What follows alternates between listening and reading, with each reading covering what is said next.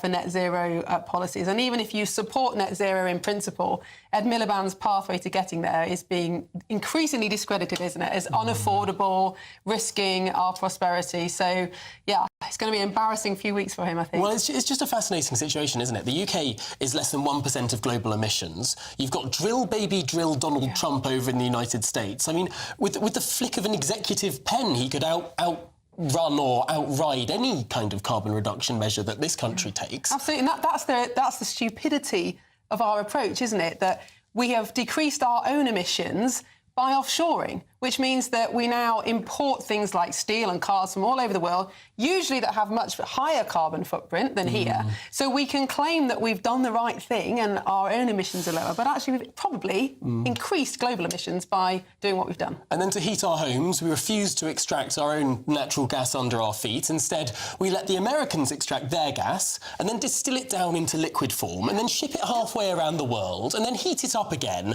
and pay the Americans for the privilege instead of just using our own gas. Make it make sense. And it's not only expensive, it's also really insecure. I don't know if you've looked into how this market works of the LPG, but the ship can change course in the middle of the ocean if it gets a better offer. Yes, and you see the tracks. There are maps on the internet of this. It's hilarious. Suddenly, European gas gets more expensive, and these ships halfway their way to Africa just suddenly change course and go up north. Or Germany picks up the phone and says, "Oh, I'll give you more," and it changes course. It's absolutely, it's so insecure. It's not only expensive; it's really insecure because you're at the mercy of the world markets and you can't guarantee your energy supply. So how they're going to fix all this, I do not know. There is so much to cover today on the show, so please do get in touch on all of the topics we're discussing and more. gbnews.com/your say is the way to get involved. But we'll be diving our teeth into the gritty issue of growth after your latest news headlines.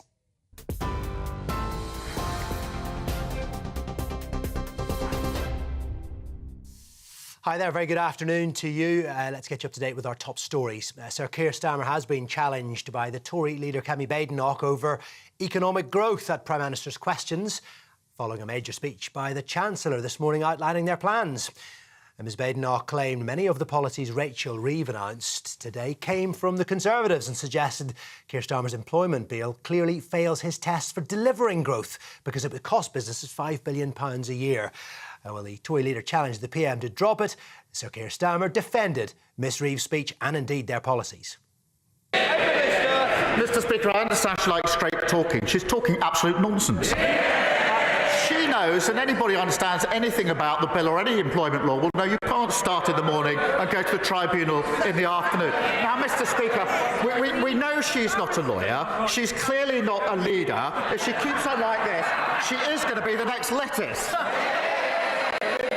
Well, all of this came earlier after the Chancellor earlier backed the expansion of Heathrow Airport in her speech about economic growth.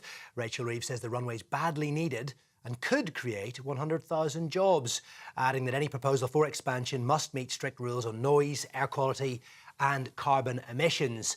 The Chancellor, much like the Prime Minister during questions, pointed out that it's their #1 priority, growth, and she listed stability, reform and investment as the key to transforming the economy, adding that the government will seek to reset the UK's relationship with the EU. I have always been clear that a third runway at Heathrow would unlock further growth, boost investment, increase exports and make the UK more open and more connected. And now the case is stronger than ever. So I can confirm today that this government supports a third runway at Heathrow and is inviting proposals to be brought forward by the summer. Now, pensioners and members of the Unite union have been protesting in Westminster in London against the winter fuel payment. They're calling on the government to reverse the recent allowance cuts. Unite says almost 6,000 of its retired members have had to turn their heating down this year, with a significant amount taking fewer baths or showers. 1 in 6 have cut back on hot meals or visit libraries to stay warm. Former Love Island winner Jack Fincham has been jailed for 6 weeks for dangerous dog offences. The 32-year-old of Swanley in Kent pleaded guilty to 2 counts of being in charge of a dangerously out-of-control dog in relation to 2 incidents. It revolves around his black cane corso dog called Elvis, who is understood to have bitten a runner. Meanwhile, enforcing a ban on XL bully dogs is placing a huge burden on policing, with millions of pounds spent on veterinary bills and kennelling. That's according to the National Police Chiefs Council, who say kennel spaces are reaching capacity and costs are increasing by the day. That's almost a year on from the ban on the breed. The policing body estimates it costs around £1,000 per month to keep an XL bully in kennels, with the overall figure expected to hit almost £25 million per year. Chief Constable Mark Horborough says there's been no additional funding. The financial costs to policing for just veterinary and kennelling alone is going to be in excess of £25 million, of which no police forces have received any additional budget for at the moment, or any agreed budget for moving forward. Meanwhile, the government's agreed to tougher measures against sexually explicit deepfake images following cross-party pressure. The Justice Minister, Lord Ponsonby, announced changes to the data bill, making it a crime to create such images without consent and allowing for the confiscation of related materials and hardware. The bill will also outlaw soliciting the creation of these images from the UK, regardless of their origin. It's feared at least 15 people have been killed and many more injured during a stampede at a Hindu festival in northern India. Tens of millions of people have gathered to take a holy dip at the Maha Kumbh Mela in Uttar Pradesh. Chaos erupted there around 1:30 a.m. Now, the Mela is held every 12 years. It's considered the largest human gathering on earth, celebrating India's cultural and spiritual traditions. And those are the latest GB News headlines. I'll be back with more in just under half an hour. For the very latest GB News direct to your smartphone, sign up to News Alerts by scanning the QR code or go to gbnews.com/alerts.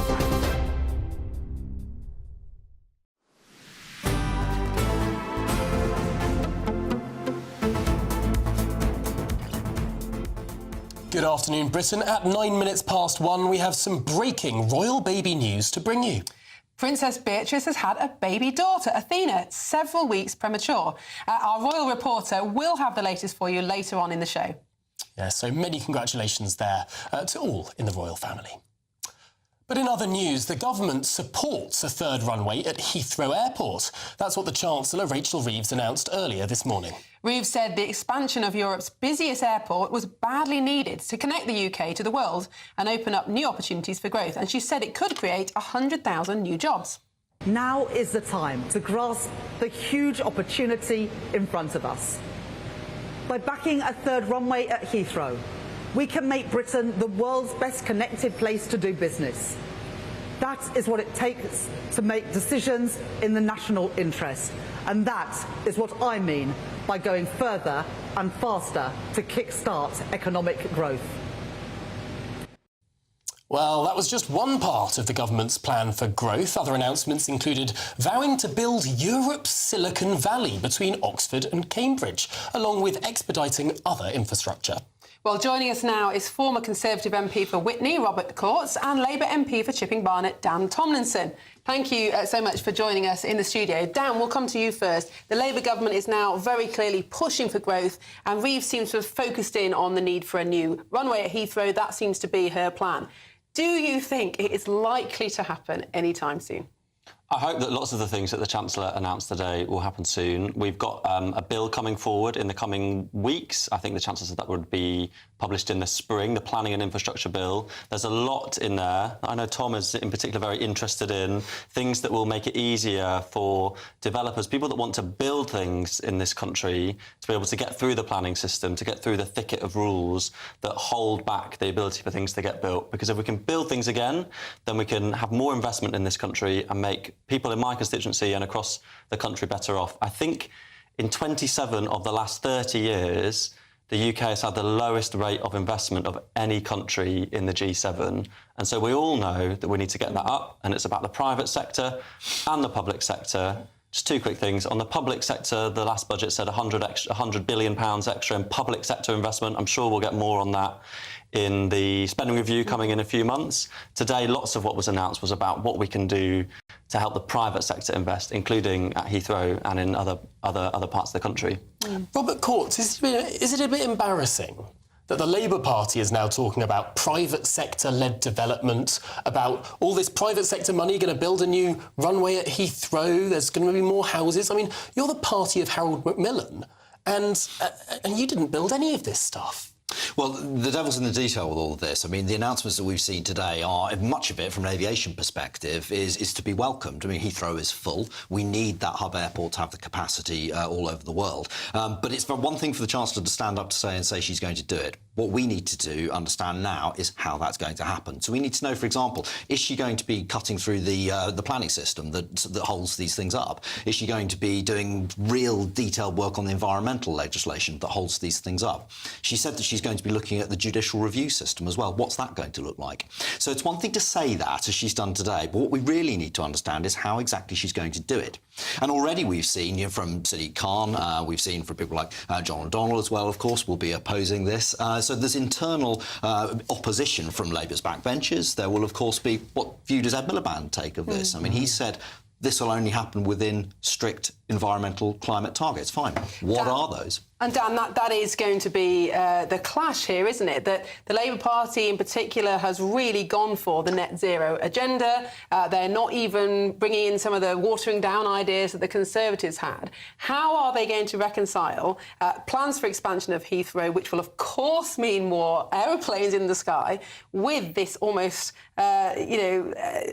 obsessive commitment to net zero that Ed Miliband seems to have? Well, so much of politics is about trying to navigate trade-offs, and we've seen really clear direction from the Chancellor and the Prime Minister that our number one priority as a government is economic growth. And so you can see that coming out in some of the decisions that the government is taking. Sorry to interrupt, but the problem with the net zero legislation is there cannot be a trade-off. This is a legal target. We've seen some research that suggests it will cost $4 trillion to decarbonise by 2050. How you just can't reconcile those two things. You're going to have to ditch net zero or ditch the runway. So we're being really clear on net zero more broadly that it's very important to make sure that as we go through this transition, so that we can protect the planet for the long term, we need to make sure that we're not putting additional costs onto consumers. That's why we're helping people with heat pumps in their homes, with our Warm Homes plan. That's why today there was an announcement that the National Wealth Fund is going to be investing in a firm that's going to help roll out chargers on streets so it's easier for people to transition to electric vehicles. And then on airport expansion, the Climate Change Committee under the last government said that there was a pathway to net zero that involved expansion in airport capacity. It wasn't the one that was in the centre. There are different things you'd have to do. You have to move the dials here and there. But we will wait and see what plan comes forward from Heathrow. The Chancellor's said today that she wants to look at it and look at it positively. But we have set out our tests around climate, around noise pollution, and around the quality of the air. Robert Courts, is this one of the problems that the Conservative government ran into? I think there was one or two occasions when Heathrow third runway was voted on by Parliament, was approved, and then it ran into various legal challenges, various environmental bodies, and just got held up and up and up.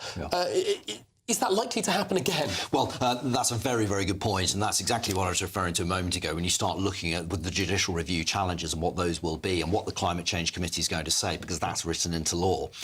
So it's one thing to say that this will happen, but you've got to look at how that will be. For this to happen, we're going to have to look at some of the planning system. So the government is going to have to tee up a number of things, not least planning, but also things like slots policy, allocation of slots. What's that going to look like? This is when aeroplanes come down to land, most of which are owned by one company at the moment, these slots, BA.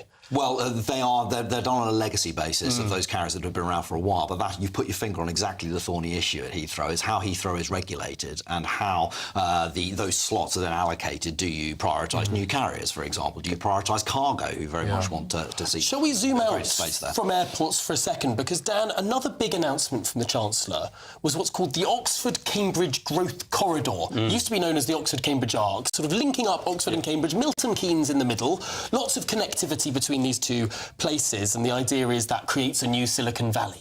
But looking at what's actually happening, there's not going to be a road between these two places. There's a railway that was already announced, already funded, and that railway is getting more and more expensive. I was looking at that railway, and we all know how disastrous HS2 was and how expensive that became. This Oxford-Cambridge railway is digging more tunnels than it needs to. I've seen one tunnel that has been dug, or is going to be dug, specifically to avoid bats. Oh, yes, the famous bat tunnel. So there was a bat tunnel for the HS2 project, and now there's a bat tunnel for the Oxford-Cambridge rail project. It's running into the same problems that HS2 had. I've been talking a lot about the bat tunnel on the HS2 project. One of the things I'm interested in personally is what can we do to reduce the costs of infrastructure investment in this country so that we can get more built. On your identification of a potential new bat tunnel, one of the things that this government is doing, and this will come forward, I believe, in the Planning and Infrastructure Bill, is we're changing the way that infrastructure and the environment come together. We think that we can have a win-win. So rather than every single project having to do its the work to mitigate the impact on the environment on every single site, which leads to £100 million being spent on one tunnel on HS2.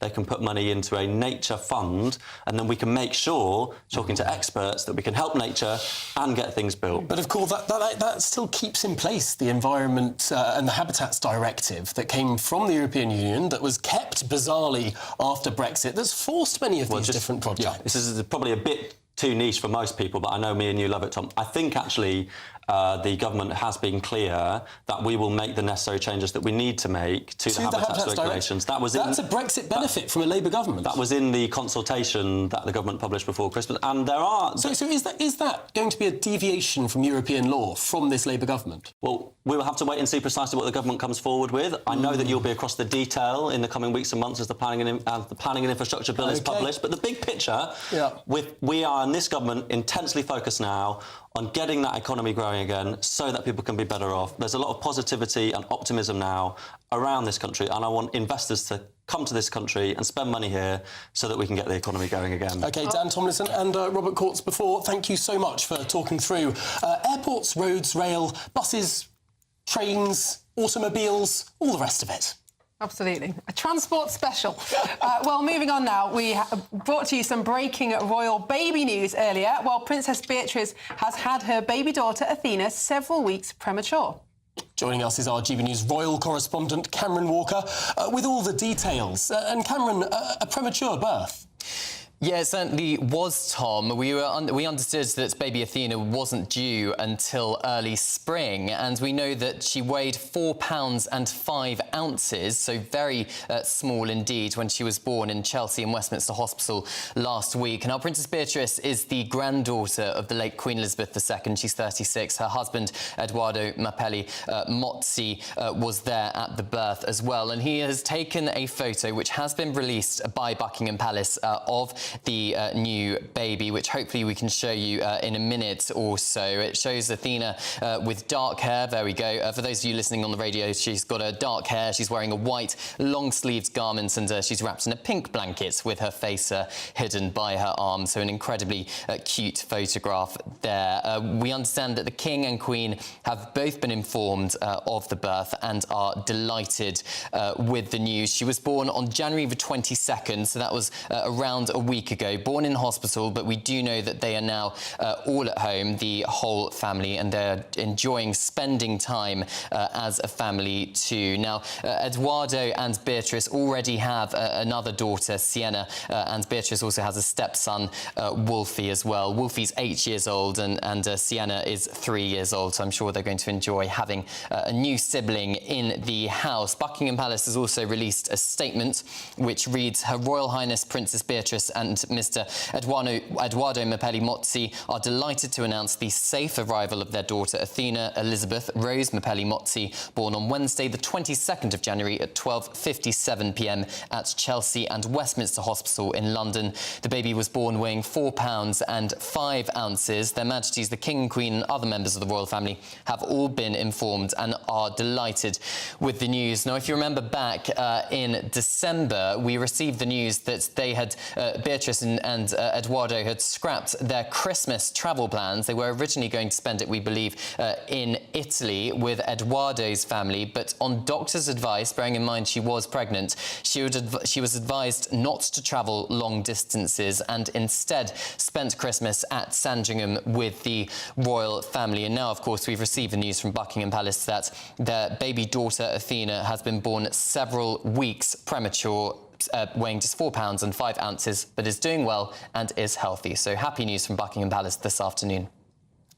Oh, geez, it's very, very cute. £4 is very tiny, small, very absolutely minute. But so good that they're home already and healthy. And named, of course, after the Greek goddess for wisdom and warfare.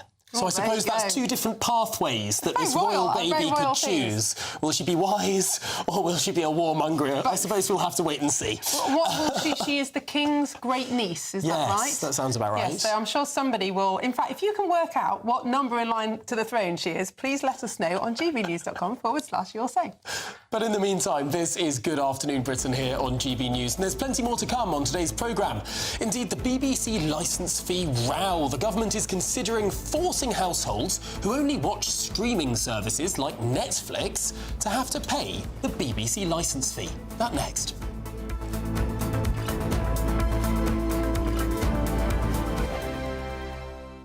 This is GB News, Britain's news channel. Feathers McGraw, Wallace and Gromit's their villain, has become an unlikely hit at UK tattoo parlours. He's menacing. He is, yeah. And he's, and in fact, he doesn't speak, and he's got this glove on top of his head trying to convince us he's a chicken or something. And that is a real tattoo that someone has decided to have there.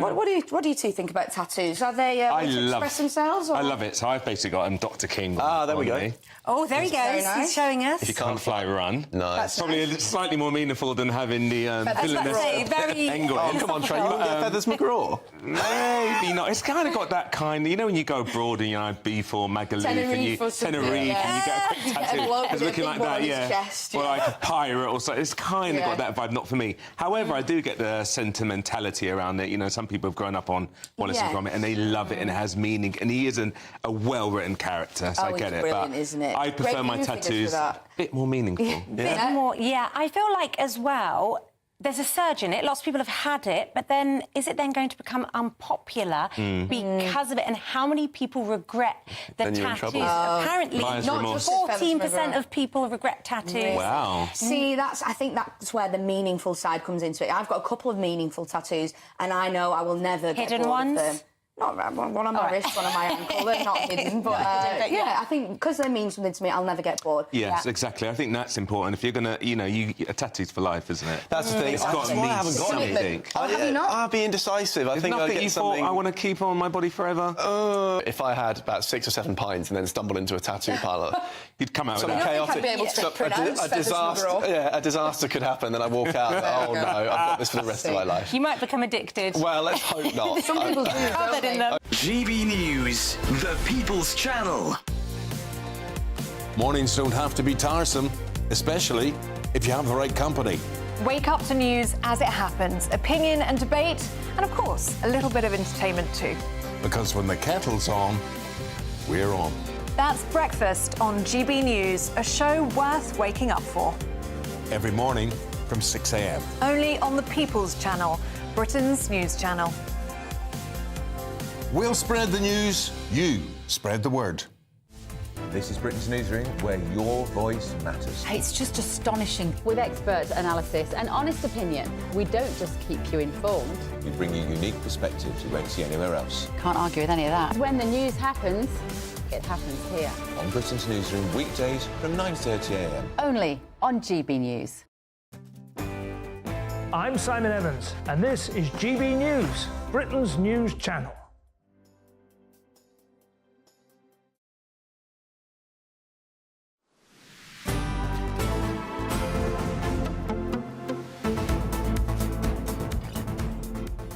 Welcome back. It's 26 minutes past 1, and Netflix and streaming users face being forced to pay the TV licence fee, even if they don't watch any BBC content. Make it make sense. Well, that's what the government are considering after the BBC asked for yet more funding. But to stream live TV, such as sporting events, you must have a licence. Although, should you be forced to pay for the licence fee if you don't watch the BBC? Well, our reporter Will Hollis went out asking the people of Nottingham about the changes. It shouldn't always be going to the BBC. It should be all of... Why can't the BBC do adverts? I'm sure they do product placement. I've seen plenty of them. But no, my opinion is it should be shared out amongst everybody if you're going to pay. It's watching a TV. I mean, the tax base for the BBC is getting narrower, isn't it, all the time? There's people that don't have a licence. If you tax it more wildly, then it's less money for each person to pay.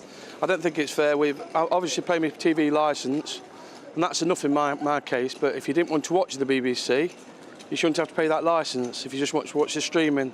It just seems like these two different parts are just trying to get money out of people all the time, so I don't really know where it's going. I think anything they can tax or tax. Definitely not. I don't think it's right, and I still don't think it's right that they're going to try and charge the elderly, where they now are going to have to start paying for it. No chance. Well, those are the views of the people of Nottingham. But what about a former BBC executive? Delighted to be joined by Danny Shaw. Danny, this is a significant proposal from the government. You, of course, worked for the BBC for many years. What do you make of the idea that people would have to pay for the BBC even if they don't watch it? I did work for the BBC for many years. I wasn't an executive. I was never a manager. Just to correct you on that, I was a reporter. Yeah. I mean, I don't think the licence fee in its current form is sort of tenable as we go forward. I mean, we're having this debate because it's up for renewal at the end of 2027. So the charter, the BBC charter, which gives them the right to sort of broadcast and so on, is up for renewal. So we're having this debate about how the BBC should be funded and whether it should continue to be funded. The licence fee evasion has gone up from 5% to 10%. If you lose public consent and public support, if you say to people, well, if you don't even watch BBC services, but you stream other content or you download other content, like All4 and stuff like that, then you're going to have to pay. I think it will lose public support. So I think it's a non-starter. My own view is we need to move to a new system, a system which is where there's a core element that is raised, preferably through general taxation, although I understand the difficulties of that, that pays for sort of core services like news, like basic services, and then a top-up service that you get voluntarily if you pay a subscription. And you get, extra special content. Perhaps you get content more quickly than you do through the core service. That's the kind of model that I think we need to move towards. I think it will take some time to do that. I don't think you can introduce it overnight. It could take 5 years or 10 years to sort of phase in that kind of approach. But you've got to keep the public with you. And I think this idea won't keep people with the BBC or with the idea. And I think licence fee evasion will increase. Now, I think the government has actually ruled out funding the BBC through general taxation. That certainly seems to be what Lisa Nandy said earlier this month. But that does make it difficult, like you said, because if enough of the element of payment is voluntary, then there is this risk that the BBC will be funded less and less every year now that it is competing with so many other streaming services. Do you think the government would look again at general taxation, or do you think that door is completely closed? I think if they've ruled it out, then that door's completely closed, which I think is a pity. I understand why they don't want to do that, because if you do that, unless you find that money from existing budgets, you essentially you're going to have to raise taxes to some degree, and so that's clearly problematic. Even though people won't have a licence fee to pay, taxes will go up in a different way. The alternative, I suppose, is some kind of more basic licence fee. It's currently £169.50. Which is incredible value. I mean, that's 46 pence a day. You can't get a coffee for that. Particularly, certainly you can't in London. That's for sure. I don't think you can even buy a national newspaper for 46p per day. And for that amount, you get an extraordinary number of services, not just on TV, but on radio and online as well. So it's extraordinary. Danny, you make an incredibly compelling case for the BBC to become a Netflix competitor. I mean, if it was charged as a subscription service month by month, that would seem to many people incredible value. I'm sure I'd subscribe to it. I'm sure most Brits would subscribe to it. But as long as it's done by a household annual model, I mean, it's incredibly anachronistic. Surely, just turning it to a subscription service, as you describe, good value, people would buy it. It is anachronistic, and if we were starting with a blank sheet of paper, we wouldn't design the system as we've got at the moment. But we've got that system. It is incredible value, but it's incredible value because almost every household in the country pays for it, and therefore, in effect, can subsidise the cost of services that would otherwise be too expensive if they were on a subscription model. Look, I think ultimately it would be great to have a subscription model. So you pay for it if you want to consume it. That would be brilliant. But you can't do it overnight because I think you would risk losing some services that are less popular and more expensive. So my approach would be, OK, if you're going to keep the licence fee, halve it, have basic services that pay for that, and then a subscription model that pays for, you know, the extra bits, the special programs, the high quality drama, some of the comedy, etc., that you wouldn't perhaps get otherwise. But I think the licence fee model would probably have to pay for all of radio and online, because I can't see a way really in which you can sort of monitor people's consumption of those media. Danny Shaw, thank you very much for joining us. What's really extraordinary, Tom, about what Lisa Nandy said when she ruled out government funding was that TV licensing was regressive because everybody pays the same amount regardless of your earnings. But then you could say that about a pint of milk. Should it cost more if you have more money? I mean, utterly ridiculous. Anyway. Yeah, although I suppose we do have, to some extent, progressive pricing of milk. I mean, you can choose to buy M&S or Waitrose milk. Yeah, that's true. But or you can choose to get cheaper. But the same product doesn't cost more. That's true. That's very, very true. No, it's a strange way to look at a product, isn't it? It's a socialist way to look at a product. Yeah, well, this is Good Afternoon Britain on GB News, and don't go anywhere, there's plenty more to come. Sticking with the theme of supermarkets, yes, Lidl has won a High Court battle over its plans to open its first ever shop pub in Northern Ireland. Would you visit the Boozer on your shopping run? Well, that's after the news.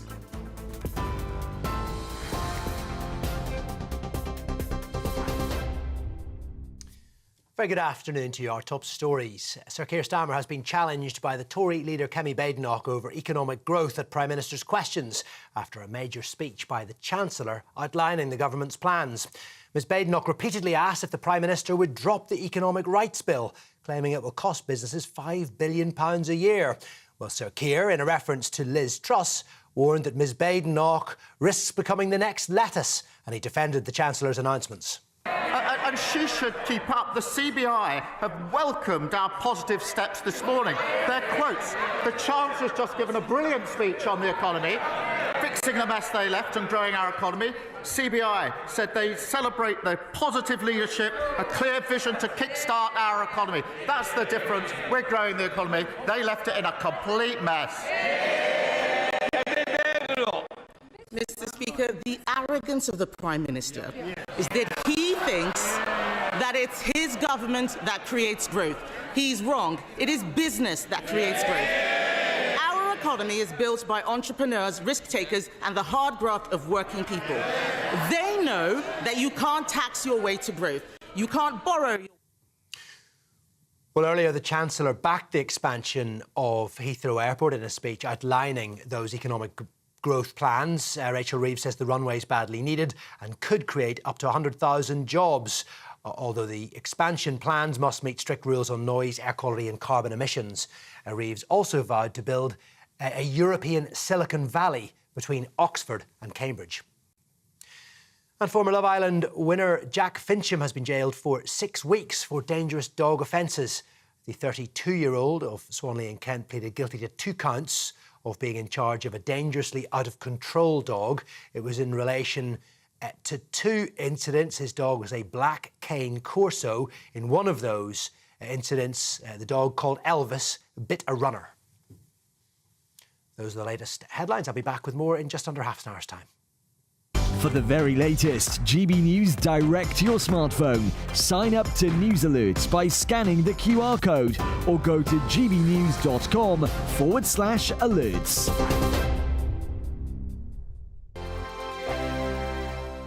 Hello, here's your latest GB News weather update coming to you from the Met Office. There will be some showers today, particularly towards the north and west. Otherwise, a lot of fine weather for many of us away from the far south. Here, there is a feature that's actually been named Storm Ivo by the Portuguese Met Service.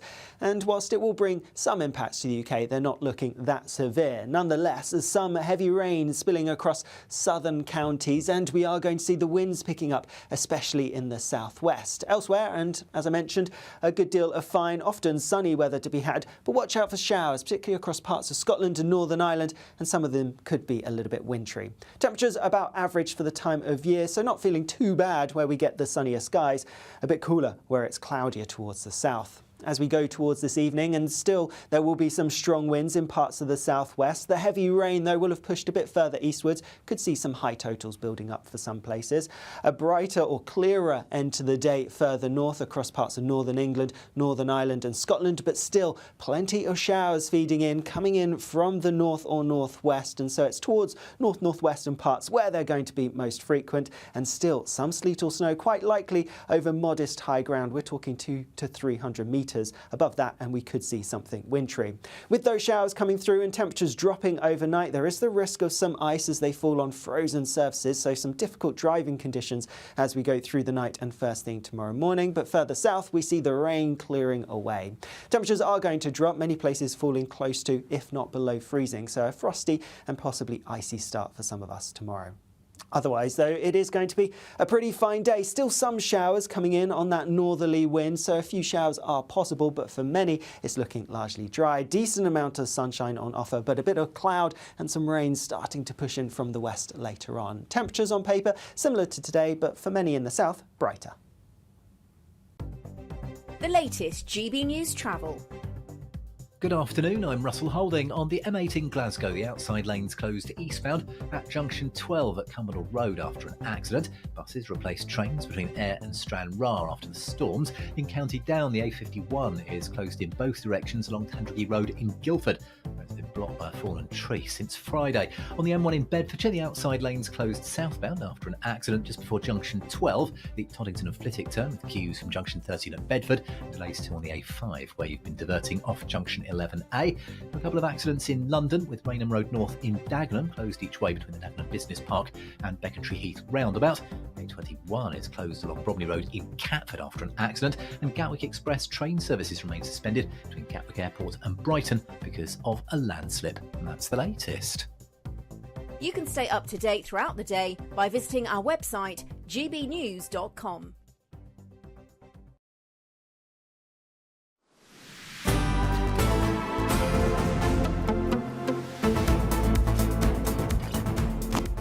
Good afternoon, Britain. It's just coming up to 20 to 2. Now, the supermarket chain Lidl has won a High Court battle over plans to open its first ever pub. Yes, a Lidl pub in Northern Ireland. Well, the proposal involved reaching an agreement with owners of a local bar, spending over £400,000 to fit out a new in-store pub. So would you go boozing while you shop? Well, we're joined by our Northern Ireland reporter, Dougie Beattie. Dougie, I don't think this pub is built yet, otherwise I'm sure you'd be in it. Well, it's more like a creche for husbands and partners, isn't it? I mean, you go out shopping and just leave the partner to go and do their shopping, and you nip into the pub. It's quite a novel idea, but it's caused quite a lot of shall we say, controversy in Northern Ireland, because the pub licence, when you go for a pub licence in Northern Ireland, you have to buy a surrendered licence. And that licence says that if you want to open past 11 o'clock at night, you must have entertainment or serve food. And of course, will Lidl's actually do that? And what will be in the centre aisle? How far will it go? Could you have a pint and buy a lawnmower? But it has come up against opposition, because also in the licensing laws of Northern Ireland is if you own a pub, you can run an off licence. And the local off licences around here have really started giving off about this, saying, well, that's really what's behind it. The supermarket chain's looking to sell alcohol on a larger scale, and that's why they've applied for this.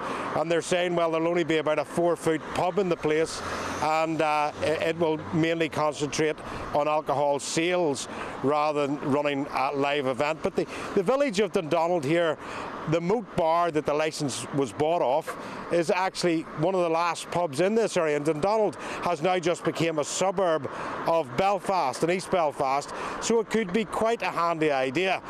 But you does really put a spin on clean up an aisle forward, to be honest. And will people actually go into it? Because most of Northern Ireland's beer that's drank is lager, and 1 out of 3 pints is actually Guinness, and that's increased by 54% over the last 5 months. And most people in Northern Ireland don't just nip in like they do in England for a pint. They go out for what we would call a session or a night out. So it'll be quite interesting to see how that will pan out. Session at Lidl. I don't know if that'll become something that sticks to the tongue, but I suppose there is a genuine safety concern here. Most people drive to do their big weekly shop, and we all know, I don't need to tell anyone, that mixing driving and pubs might not be the best idea in the world. Well, they've actually got round that, Tom, because right beside this Lidl's is one of the main glider depots in Northern Ireland. It's just like a bus, a big long tram bus that takes you the whole way into Belfast, and it's right beside the Lidl's. So most people actually do get the glider out to this direction, get off the bus, in they come in, do their Saturday shopping and head back. So they have thought about it. I would say you're right on one point, and they wouldn't open this to every store, but the location of it and the glider that sits beside it will actually, well, it'll encourage people to have a drink when they're in shopping, because they can just get on the bus and go back home. What that does for TransLink and bad behaviour on the bus on the way down might be another story altogether. Well, that's when you hope people haven't bought a chainsaw in the middle. Thank you, Doogie. I'm sure you'll go back when it's built and we'll hear more about it. Doogie Beattie there. I just want to know if it will be in bright yellow and blue colours. I reckon. What would be named? How about the Little Arms? The Little Arms, like a Tyrannosaurus Rex. That could be the new logo. I think it's a great idea. I think we should license this idea. The Little Arms. The Little Arms. And there's just a Tyrannosaurus Rex just going with a pint of Guinness in his hand. Yeah, fantastic. But I think it's a great idea. I mean, the local pub is dying out, and this would be a way of people meeting somewhere they're going anyway. It's on the glider. I've been on that glider. It's amazing. Yeah. It looks like a tram, but it's actually a bus. It's very cool. But isn't it fascinating that in Northern Ireland, as Doogie was explaining, to open a pub, you take a licence from a pub that's closed. Yes. I mean, there's a finite number of pub licences. That's right. I don't know if that's a very wise system. Surely there shouldn't be a finite number of pub licences. Well, I wonder if it stems from the kind of religious history, because certainly Protestants in Northern Ireland didn't drink at all, really, until quite recently. It was completely different to Protestants in England, who are, well known for drinking beer. Or Protestants in the Republic of Ireland, because the Guinness family were Protestants. Even though they're from Dublin. Even though they were from Dublin. Yeah, interesting. Yeah. Well, fascinating. Do write in with some better suggestions for the name of the little pub, although I think we've come up with I think we've absolutely nailed the branding, the logo. We should screw this job. We should be consultants for Lidl. Maybe we'll get asked to open it, Tom. Absolutely. Fantastic stuff. I can just imagine the sort of the blue and yellow face paint now, although I might be confused for an IKEA supporter or just a Swede. But they're in the first aisle. Right, now, if you're in search of some winter sun, here's the forecast from some of the top European holiday destinations.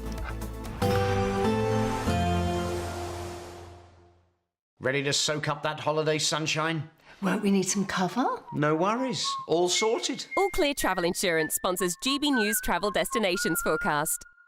Looking ahead to tomorrow and across southern parts of Europe, there's quite a mixed picture. There is still some rain and even a bit of hill snow around, especially across northern parts of Spain into southern France. Elsewhere across Spain and Portugal, it's actually a bit drier and brighter than it has been recently, and similar across much of Italy for now, although there is some rain around and rain affecting Greece as well. There will be some further dry, bright weather to come as we go through into the weekend, with temperatures around or a touch above average for the time of year. All Clear Travel Insurance sponsors GB News Travel Destinations Forecast. This is Good Afternoon Britain on GB News. Lots more coming up on today's show. President Macron has said British tourists will pay more to visit the Louvre. That's to help fund a dedicated room for the Mona Lisa and a grand new entrance.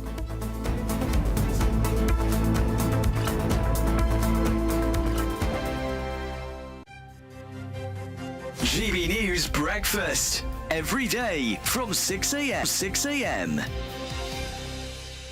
Lauren, let's start with this, shall we? How children's TV may be harming, not helping young minds. Yeah, so this is an article in the Express today, a big double-page spread as a result of some new research and a new book that's coming out by a child psychologist, saying that children's television, and I think perhaps more importantly, the way that children consume television and video product now is perhaps not as healthy for them as we would hope it would be. And there's quite some distance from children's television of the past, of the sort of the Bagpuss and Clangers and Ivor the Engine era. And I think what's interesting about this is particularly the how children's television is consumed angle, because children are now put in front of screens significantly more often than they were, certainly when I think we were growing up. The content that they are consuming is not great for their brains and their learning and development, which Floella Benjamin of children's television fame is now leading a big crusade to say that some of this is really, really bad for children. These days, they're not watching the TV that we all watched when we were growing up. They're not even watching GB News in the morning. What are they thinking? Would you believe it? But they are watching this absolute drivel all day long on YouTube, and because obviously all our TVs are now connected to the internet, or they're getting TikTok on their TV. It's not even, so they don't even necessarily have to have smartphones or iPads. They can just watch this stuff on TV, and it is rubbish. They are watching it and they're obsessed with it. Oh God, Skibbity Toilet or something. Have you heard of this? No. No? Well, you'll have viewers who have got who are parents of sort of 13-year-olds, and this Skibbity Toilet thing is, they're all obsessed with it, and this is a really annoying sort of theme tune or thing that they sing at you. GB News, the People's Channel. Headliners on GB News 11 p.m. every night. It's got 3 top comedians going through the next day's newspapers so you don't have to read them, which is great. That's a good point. He's lying. Maybe he's not lying. That's Headliners every night from 11 p.m. and 5 a.m. as well on GB News, Britain's news channel.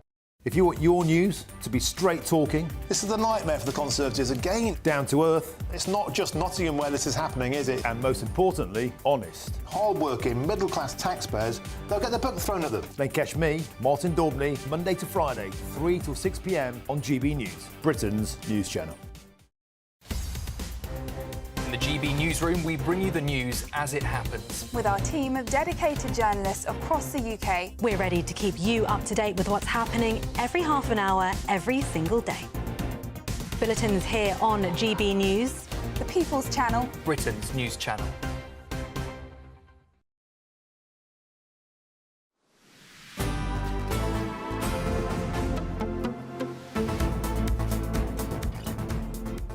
Good afternoon, Britain. It's just coming up to 10 to 2. Now, here's one for you. In a blow to British tourists, holidaymakers from outside the EU will have to pay more if they want to visit the Louvre in Paris.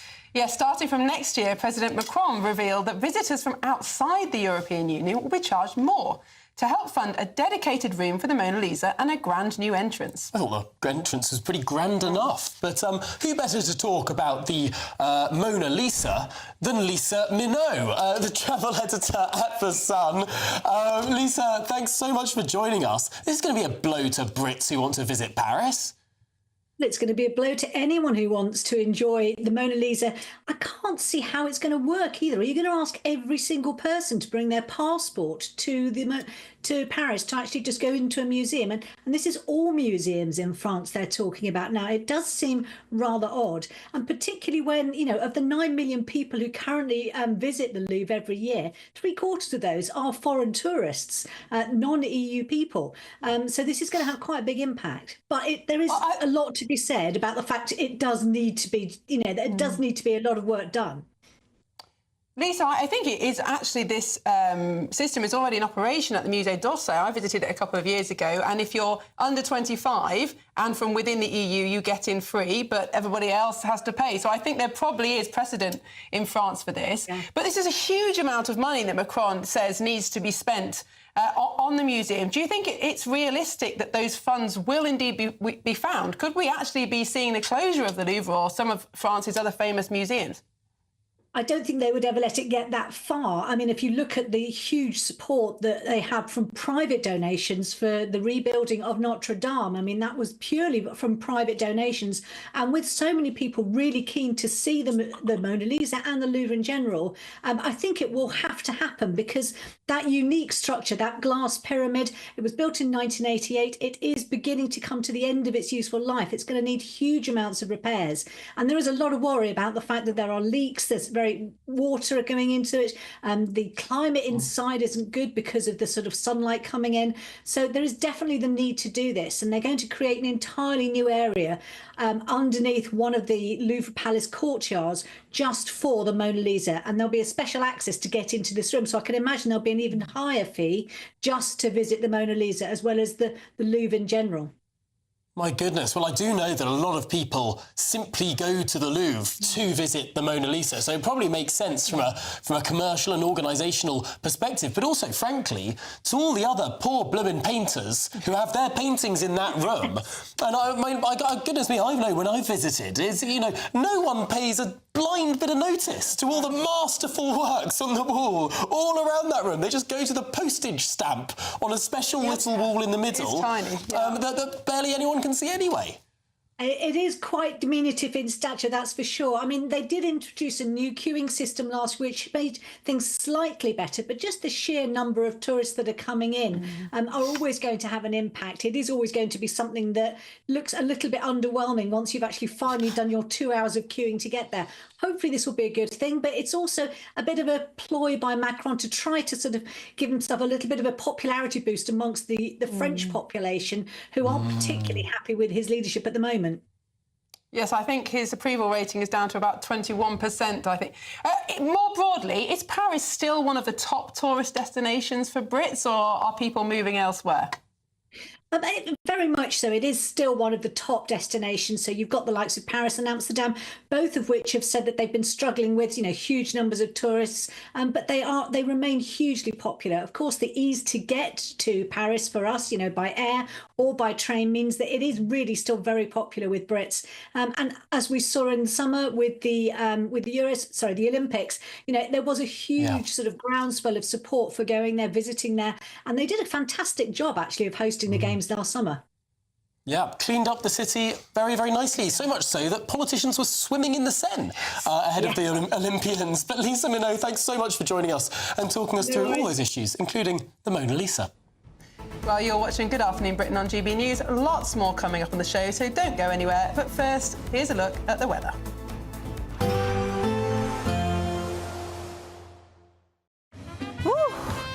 A chilly start will give way to a lovely, warm afternoon.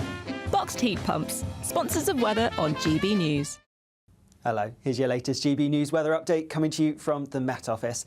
There will be some showers today, particularly towards the north and west. Otherwise, a lot of fine weather for many of us away from the far south. Here, there is a feature that's actually been named Storm Ivo by the Portuguese Met Service.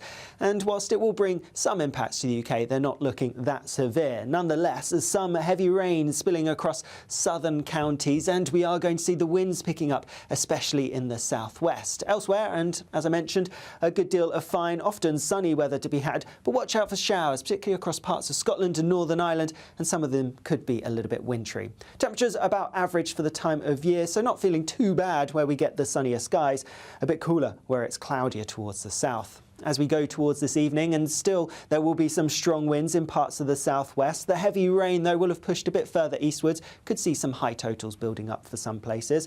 A brighter or clearer end to the day further north across parts of northern England, Northern Ireland and Scotland, but still plenty of showers feeding in, coming in from the north or northwest, and so it's towards northwestern parts where they're going to be most frequent, and still some sleet or snow quite likely over modest high ground. We're talking 200 to 300 metres above that, and we could see something wintry. With those showers coming through and temperatures dropping overnight, there is the risk of some ice as they fall on frozen surfaces, so some difficult driving conditions as we go through the night and first thing tomorrow morning. But further south, we see the rain clearing away. Temperatures are going to drop, many places falling close to, if not below freezing, so a frosty and possibly icy start for some of us tomorrow. Otherwise, though, it is going to be a pretty fine day. Still some showers coming in on that northerly wind, so a few showers are possible, but for many, it's looking largely dry. Decent amount of sunshine on offer, but a bit of cloud and some rain starting to push in from the west later on. Temperatures on paper similar to today, but for many in the south, brighter. A nice bright morning will generate a lovely warm day, right through to the evening. Boxed Solar, sponsors of weather on GB News. This is the final week to grab your chance to win our biggest cash prize so far. £50,000 in tax-free cash. How would you react if you won? We won 25,000. I'd say don't hesitate, do it. If you're not in it, you've got no chance of winning it. Don't miss out, as lines close on Friday. For another chance to win, text cash to 63232. One entry costs £2 plus one standard network rate message. Or text bonus to 63232. 5 entries cost £5 plus one standard network rate message. Go to gbnews.com/win. Entries start from just £2. You can call 0903 681 3232. Calls cost £2 plus your network access charge. Or post your name and number to GB10 PO Box 8690 Derby DE1 9TT. UK only. Entrance must be 18 or over. Lines close at 6 p.m. on the 31st of January. Please check the closing time if listening or watching on demand. Good luck.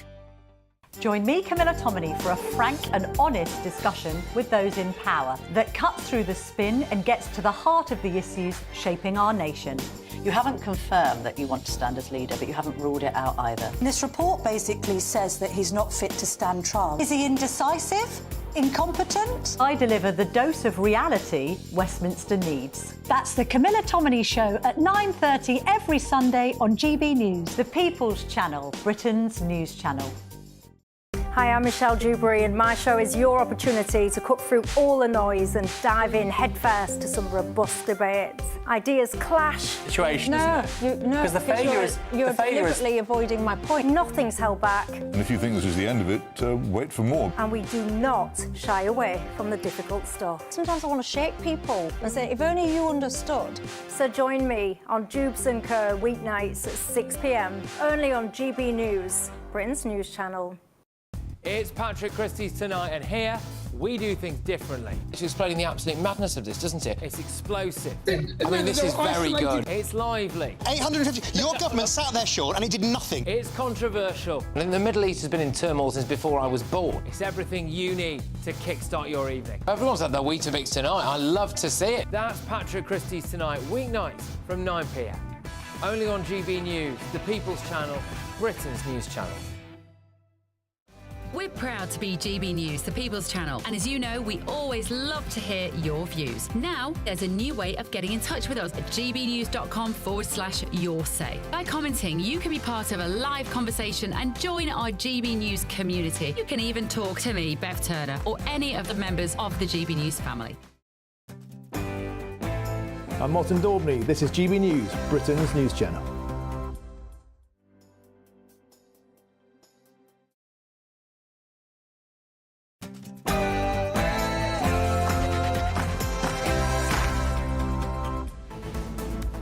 Good afternoon, Britain. It's 2 o'clock on Wednesday, the 29th of January. I'm Miriam Cates. And I'm Tom Harwood. Well, the leader of the opposition, Kemi Badenoch, has teared into the Prime Minister on his plans for growth. But what is the government doing for growth now? It's destroying it. Elsewhere, according to reports, Donald Trump's Secretary of State has challenged David Lammy over Britain's deal to give away the Chagos Islands. This in their first call together. Stay tuned to find out what was said. And we have a new royal baby. Princess Beatrice has welcomed a new baby girl, Athena, as her husband Eduardo shared a sweet photo of the latest young royal. Is it health and safety gone mad? A group of volunteers have been banned from using a lawnmower by the council over safety fears, meaning they'll have to stop maintaining the medieval cemetery.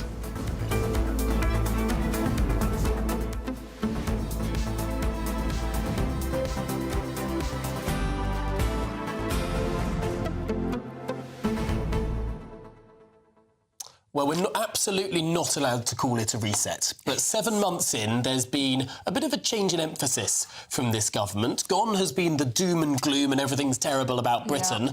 Now we're apparently the best place in the world to invest. There's got to be an influence of Trump in there. They're obviously watching what's happening in the States, the fact that Trump talks up America and thinking, well, actually, perhaps we need to do a bit of the same. Well, is it going to work? Apparently on their phone call, Keir Starmer and Donald Trump, well, Keir Starmer was saying to Donald Trump, we want to be like you. We want to cut regulation. We're gonna do all of these sort of radical reforms to the UK economy and go for growth. And then suddenly Rachel Reeves is saying we need boosterism. Yeah. It's all... she might as well put on the blonde wig, do the orange makeup and start saying boogly. Well, we'll see. We'll be discussing that later on. But before we move on with the show, let's get the latest news headlines.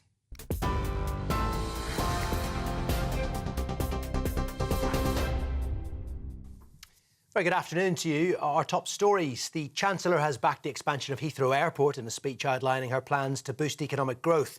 Rachel Reeves claims a new runway will connect the UK to the world and open up new opportunities, including creating 100,000 jobs. She also announced plans to create a European Silicon Valley by developing a so-called growth corridor between Oxford and Cambridge. The Chancellor acknowledged, though, the plans for growth will not come without a fight.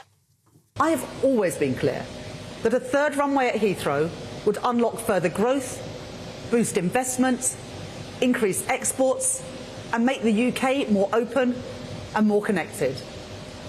And now the case is stronger than ever. So I can confirm today that this government supports a third runway at Heathrow and is inviting proposals to be brought forward by the summer. Well, Sir Keir Starmer was challenged over the government's plans for growth at Prime Minister's questions earlier. Kemi Badenoch mainly focused on the Employment Rights Bill, asking Mr Starmer if it would be dropped because it fails his tests for delivering growth.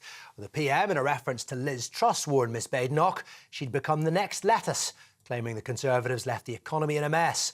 Well, she accused Sir Keir of being anti-growth and of misleading the House, leading to a rebuke from Speaker Lindsay Hoyle. Last week, he misled the House. He was not on top of his own education bill, listening to... Sorry, we can't accuse the Prime Minister of misleading the House. No, we can't do it. I'm sure there's words that you will prefer to use.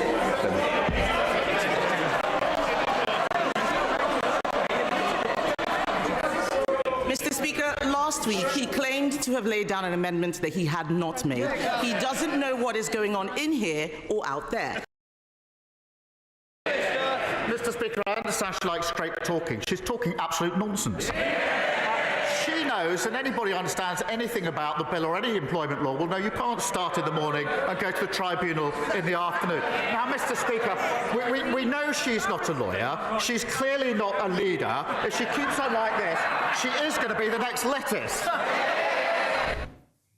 Well, some breaking news. Two former South Yorkshire former police officers have been arrested over complaints from 4 victims of child sexual exploitation in Rotherham.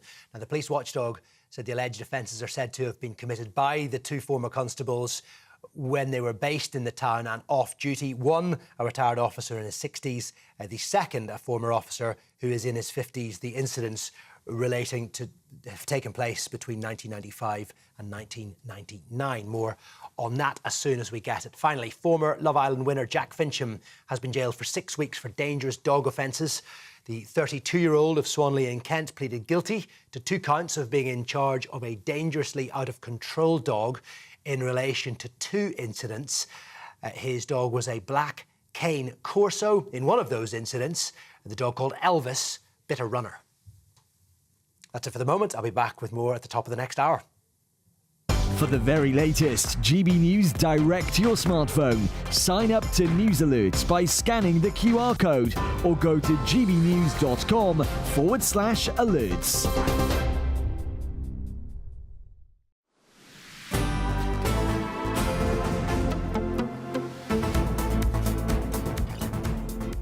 Good afternoon, Britain. It's 5 minutes past 2. Now, the government supports a third runway at Heathrow Airport. That's what the Chancellor announced earlier this morning. Well, Rachel Reeves said that the expansion of Europe's busiest airport was badly needed to connect the UK to the world and open up new opportunities for growth. She said it could create 100,000 new jobs. Now is the time to grasp the huge opportunity in front of us. By backing a third runway at Heathrow, we can make Britain the world's best connected place to do business. That is what it takes to make decisions in the national interest. And that is what I mean by going further and faster to kickstart economic growth. Well, that was just one part of the government's new plan for growth. Other announcements included vowing to build Europe's Silicon Valley between Oxford and Cambridge, complete with a new railway. Well, joining us now in the studio is Exchequer Secretary to the Treasury, James Murray. James, thank you so much for coming in. It's clear that your government, the Labour Party, is now absolutely focused on growth. Heathrow, we've heard this morning, Oxford-Cambridge corridor. Do you think there is now going to be a real conflict between the more environmentally conscious members of the party in the Cabinet, Ed Miliband, for example, and those who really know that growth needs to happen regardless of net zero commitments? Well, there's no conflict because everyone in the Cabinet is signed up to this. Everyone signed up to the third runway at Heathrow and even more importantly, signed up to the whole mission of growing the economy. You know, we know that we can deliver this growth through expanding Heathrow, through the third runway, whilst at the same time meeting our climate obligations. But this is a decision where I think it's been sort of shied away from for too long. You know, it's been ducked and dived and people haven't really stepped up, politicians haven't stepped up to taking the decision in recent years. And what we're saying is that we're not going to sit this one out. You know, we're going to get involved, we're going to take this decision, take the right decision for economic growth and have all the benefits that brings. Because just to finally add, you know, this is not just about the area around Heathrow, this is national infrastructure. You know, this supports jobs and growth right across the country. And if you see all of the people who've come out in support of it today, it's chambers of commerce from every part of the country, you know, from Scotland, from the northeast, from all different parts of the UK have come out and said this is good for Britain. Lots of businesses are saying it's good for Britain. Someone who is saying it's not is the Mayor of London, Sadiq Khan. He's come out against it yet again today. And if we look just a few years ago, the Member of Parliament for Holborn and St Pancras, one Sir Keir Starmer, he was congratulating environmental protesters for blocking a new third runway. He was congratulating the legal process that you've explained, the judicial reviews that have stopped the progress. Whether it's Ed Miliband or Keir Starmer or Sadiq Khan, it's been these leading Labour figures who've been at the forefront of stopping these growth projects over the last decade. Well, if you look at what the Prime Minister, the Chancellor, everyone in Cabinet and the Government is saying today, is that we are taking this decision. Why have they changed their minds? Well, this is the right decision that drives economic growth whilst balancing our climate commitments as well. You know, we know if you look at the way that climate commitments are monitored in the UK context, we have a carbon budget, which the government has to set out. The current carbon budget assumes expansion for Heathrow, so we know there's a pathway to balancing those aims. But we shouldn't say, just because it's a difficult decision, we're somehow going to shy away from it and not take it. We're going to take this decision and get the economic growth. Has the Prime Minister panicked? We saw the budget was not responded to very well. Businesses, the CBI, all these different groups saying that the tax rises, the imposition on businesses have been really, really hard. Business confidence down, consumer confidence down, unemployment up, employment down. These metrics all flashing red. Did that mean that the Prime Minister, who historically has campaigned against things like a third runway at Heathrow, who historically has campaigned against HS2, now he seems to be infrastructure's biggest proponent? Has the U-turn come about because business scared you?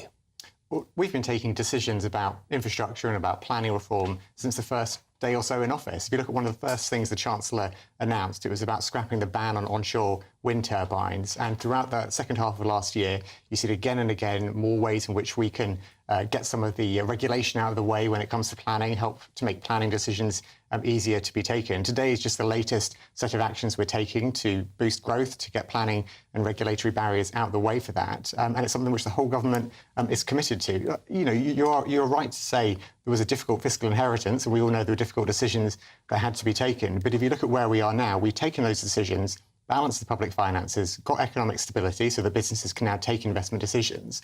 And if you look at what, say, PwC did a survey of business leaders around the world recently, they said the UK is the second best place in the world to invest, second only to the US. Are the finances balanced? I mean, we're expecting a spending review in the coming months. I mean, you all know this at the Treasury.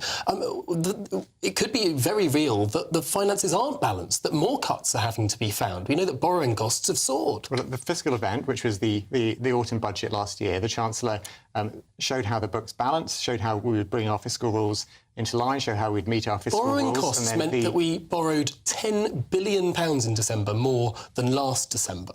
We're seeing billions upon billions more. That headroom, the 10 billion that was given in headroom in the Chancellor's figures, could have been more than wiped out due to the changes in borrowing costs. Well, look, Tom, what you're talking about will be set out by the OBR at their report on the 26th of March. But what you need to know going into that is the Chancellor has said her fiscal rules, which she set out at the autumn budget, are absolutely iron cast, and we will keep to those fiscal rules and they will be met.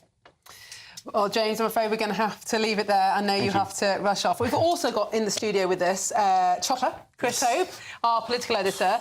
How do you interpret what's happened this morning? Is this real change? Is it a U-turn, or is it a desperate pitch for a restart? It's a change in mood music, no question. I was going to ask your guest where Ed Miliband is. James, you've got to go now, but he wasn't in the speech, he wasn't in PMQs. Is he on resignation watch? Well, he did threaten to resign over Heathrow, didn't he? It's the third runway back in 2009. We understand from briefing that he isn't, but we're waiting to hear him publicly support what was announced today, because it wasn't discussed yesterday in Cabinet. The issue of Heathrow didn't come up particularly, so he hasn't had a moment yet to say whether he supports or not, but we must assume he does. We heard there from the Minister that it's backed by the whole Cabinet, but particularly Ed Miliband I'm watching. But yeah, I was there in Oxfordshire for that speech. I think it was one full of excitement. They're trying to channel this Trumpian, boosterism, I think, that you're seeing from across the pond. I asked the Chancellor a particular question, one about immigration. Would you cut that even if it damages the economy?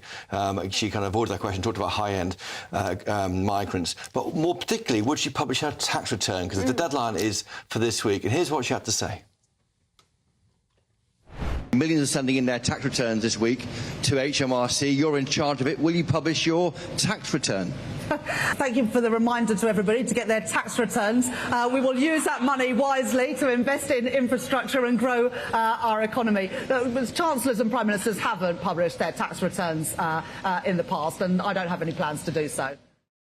OK, that was around 11 o'clock today to me in Siemens for GB News. Now, it's all changed at 2 p.m. today. I've had a text from number 11. She will now publish her tax return, as she should do, because previous Chancellors have done, although she said, maybe mistakenly, that they hadn't done there. So I think a change there. We're going to see the Chancellor's tax return published, and it's important because many of us are filling in our tax returns. We're feeling squeezed by the tax burden that she is putting on our viewers and listeners, so it's important she also is transparent about what tax she pays.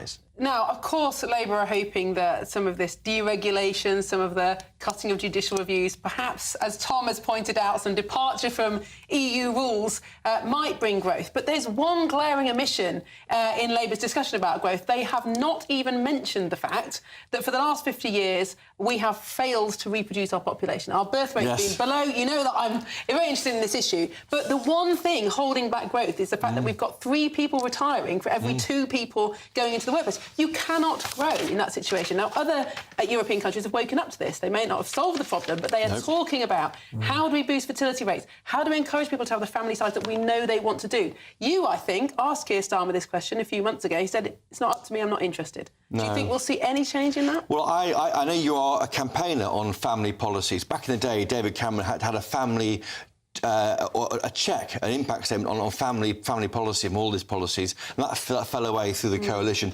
But those figures out from the ONS yesterday, doubling in over 85-year-olds to 3.3 million. If I'm alive, I'll be one of those people in 2047, I think, probably. So, yeah, big concerns about care, and that's why I think... I mean, there was figures out yesterday from, I think, the Resolution Foundation saying that the migrants that are due to come here over the next, between 2032 are worth billions in growing our economy. But as you both always say, per capita, we don't get richer for more migration. Interestingly, one proposal from the Chancellor today might be a way to move the dial on fertility, make sure that we get to, replacement birth rate, which we haven't been at for decades and decades and decades. And that's building more houses. because the more that house prices have gone up, the more that fertility has gone down. The Telegraph has done an interesting piece on this today, showing a graph of house prices and a graph of the birth rate. And interestingly, when the house prices most go up, the birth rate most goes down. So perhaps building all of these new houses between Oxford and Cambridge, densifying places like London, Leeds and Manchester, having more houses there, bringing the costs down for families. Frankly, you're not going to have a child if you have to share your flat with someone else, or God forbid you're living still with your mother, or you know, whatever else it is. Sorry, Mum. These are real choices that people make. Absolutely. I mean, I'm a dad of 3. Your mum. You make these choices when you have children, and the issue, of course, is whether your partner should work or not. Because for us, it frankly wasn't worth my wife working because the cost of childcare was so. But this is the short-sightedness of successive government policies, which is get women into the workplace. You know, make sure we eke out as much employment out of people. Now, that might be good for GDP now, but 20 years down the line, that means you haven't had the babies that will then become the adults to work in the economy. And then governments panic because there are labour shortages. So we have mass immigration. And then the migration taps are turned on. And these are conscious choices. We always say the government doesn't control migration. The government controls migration. It makes the positive choice to import more people to fill... And we actually heard this from Boris Johnson when he was talking about his book. He was asked about this again and again and again. And he said, well, we didn't have enough lorry drivers and we didn't have enough this, that and the other. So there were specific routes that were opened up. These were choices. Well, the policy now is to bring down net migration, but not to a level. We ask repeatedly, don't we, for a cat. We're not given one.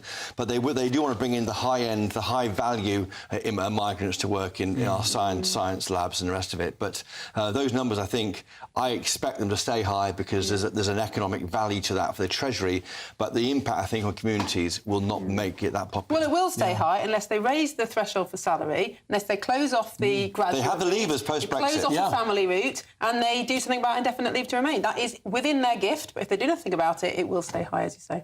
So a gear change. Today is a moment. We're 6 months past the election, nearly. It's a moment here for this government. A gear change from the gloom and misery of last year is now a kind of... Is the roaring 20s back, Tom Harwood? That's the question. That's a big question. But, Chopper, just before you go, you say gear change. Would you call it a relaunch? Is this a reset? Has the government started again? It's the first time we've heard from Rachel Reeves since the budget, so I think it's the next stage, to be fair to them. I think they pitched her for too long. A key mistake, was waiting for that budget 11 weeks. They should have done it earlier. Just don't call it a reset. Well, Christopher Hope, thank you very much for joining us. Well, time is running out on your chance to become our biggest ever giveaway winner with an incredible £50,000 in your bank account. That's totally tax-free cash to spend however you like. Make sure you don't miss out.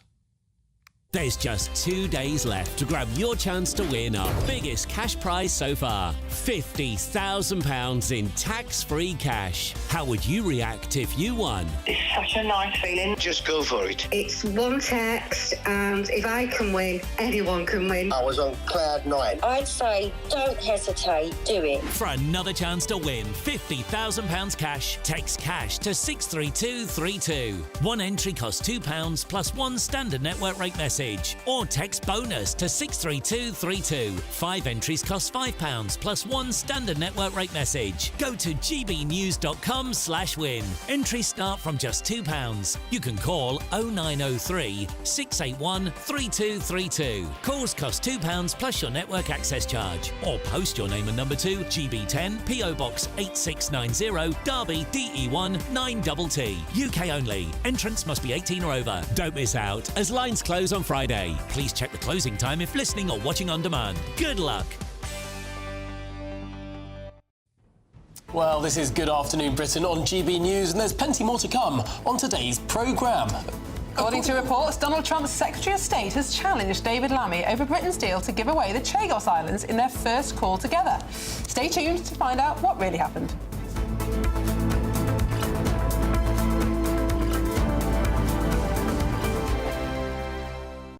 This is GB News, Britain's news channel. A woman woman of 53 has believed for 18 months she was in an online relationship with Brad Pitt. I think we're seeing pictures. So these are the pictures that she received that made her believe that she was in this relationship with Brad Pitt. And you'll see that some of it is in hospital because the scammer was claiming that he was suffering from cancer. This was playing very much on her emotion. So this is a divorcee who lived in Mauritius. She'd received a £700,000 divorce settlement, or £650,000 divorce settlement, I should say, and £700,000 has been taken from her through this scam. Yeah. As she was becoming, every time she became suspicious, the money was taken for payment of charges on gifts that she never received, and then hospital fees. There was lots of emotions being played into there. Now, as somebody, I'm a rom-com writer by trade, so I write romantic fiction. One of the books I've written has actually been about somebody who did online dating, got herself into a whole heap of trouble. Not quite, she wasn't in a relationship with Brad Pitt, but she met somebody dodgy. So because I've written that book, I've met a lot of people who've come up to me and said, oh, it's happened to me. It's scary in this digital age, isn't it? They've lost $700,000, but somebody has tried it on. Somebody my question is, would a man go 18 months in a relationship online without seeing somebody and keep it going? Or is this feeding into this neediness of a particular demographic of a woman who that's better than anything else she'd got going on in her life, was what was being fed to her over the internet? I just and then maybe a little bit of her knew, but she kind of just suppressed it because she was hoping it was Brad Pitt. Her daughter apparently for a year was saying, this can't be true, come on, think about it. But she just fell for it. But I just wonder, what strikes me, it's a very sad story. She's obviously now getting a lot of hate and ridicule as well. Because she's been on French TV and she's had a huge amount of pushback from it. GB News, the People's Channel. Headliners on GB News 11 p.m. every night. It's got 3 top comedians going through the next day's newspapers so you don't have to read them, which is great. That's a good point. He's lying. I mean, maybe he's not lying. That's Headliners every night from 11 p.m. and 5 a.m. as well on GB News, Britain's news channel.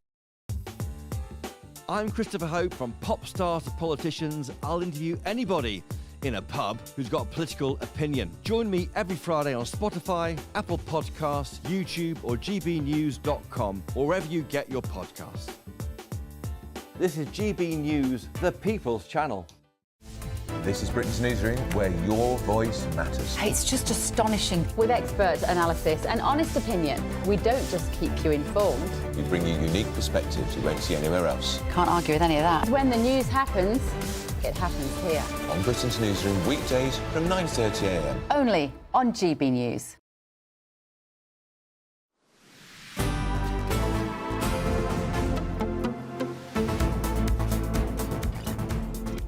Good afternoon, Britain. It's 23 minutes past 2. Now, Donald Trump's Secretary of State, Marco Rubio, he's reportedly challenged David Lammy over Britain's deal to give away the Chagos Islands in their first call together. Yes, Marco Rubio is understood to have sought reassurance that the agreement will not undermine US security interests, given there's an American base on one of the islands. Well, joining us now is a volunteer for British Overseas, Reem Ibrahim. Reem, thank you for joining us. Hello, thank you for having me. Now, it's interesting, isn't it, that this deal has been delayed beyond the moment of Trump's inauguration. Do you think there's a possibility that this may affect whether or not the deal goes ahead? And I hope it does, absolutely. I mean, at the Friends of the British Overseas Territories, which is an organisation I've been volunteering with for a number of years, we effectively argue that actually what really matters is what the Chagosian people want. And that's why the point about self-determination is such an important one. Ultimately, we know that this is a strategically bad move. I mean, it's absolutely insane. Let's be very clear. Mauritius have never had any kind of jurisdiction over the Chagos Islands. But also fundamentally, the people that come from the Chagos Islands, the Chagosians, don't want this deal either. And actually this evening in Parliament, the Friends of the British Overseas Territories are hosting a reception and a bit of a rally to actually say to members of Parliament, this deal is absolutely unequivocally shameful and should not go ahead. From both a point about self-determination, but also strategically, it's an absolutely terrible deal. It's so important to note just how important Diego Garcia, this joint US-UK military base is. I mean, this is in the middle of the ocean, basically. I mean, it's not only in the middle of the ocean, it's thousands of miles away from Mauritius, the country that's trying to incorporate it into their territory. Much closer to the Maldives than it is to Mauritius. I mean, it's right in the heart of the Indian Ocean. And I think it's really important that we talk about why these overseas territories are so important. I mean, it's not just about Diego Garcia, it's not just about the Chagosians and the Chagos Islands, but it's also about the fact that this calls into question the entire sovereignty of all of the overseas territories. Now, why are they so special? We're talking about the Falkland Islands, Montserrat, Gibraltar. Why are these islands so special?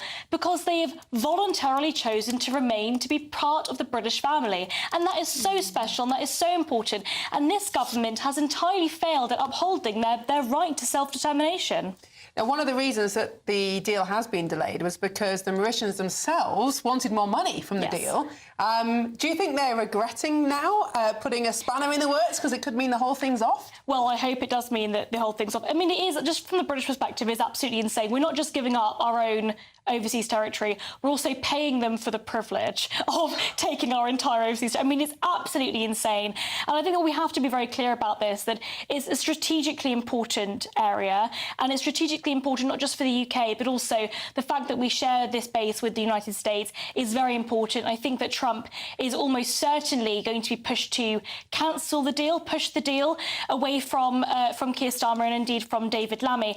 We've also got to be very clear, this entire perspective that actually these particular people that left the country, so they were pushed out by the British and the British Empire.